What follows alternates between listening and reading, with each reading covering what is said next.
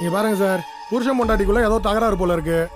அதை நினைச்சு காட்டுக்குள்ள போனவரு நெஞ்சு வலி வந்து இறந்துட்டாரு.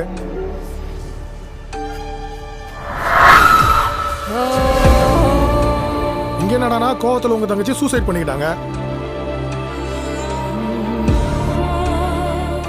என் தங்கச்சி சாவு தற்கொலை இல்லை. இந்த பார், வக்கீல்னா உன் வேலையை கோர்ட்ல வச்சுக்கோ. என் தங்கச்சி தூக்கில் தொங்கின அதே நேரத்தில் அவளை வெளியில் பார்த்ததா சொன்னாங்க.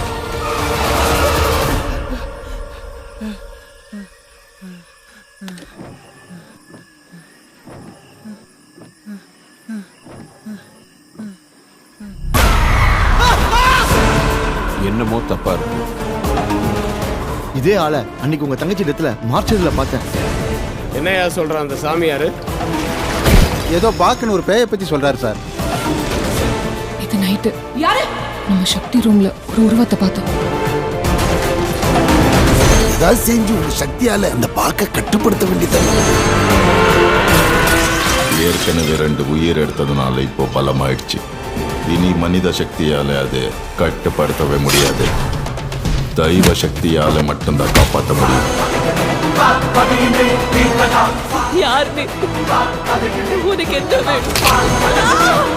நீங்க சொன்னதுதான் சார் கரெக்ட்.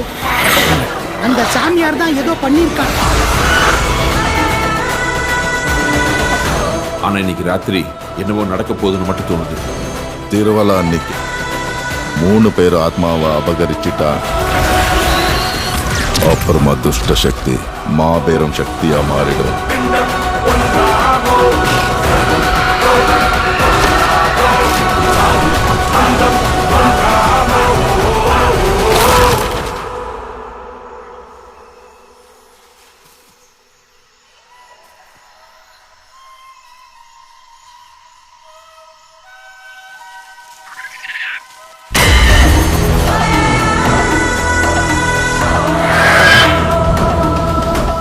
இந்த டீமை வச்சு ஈ கூட ஓட்ட முடியாது.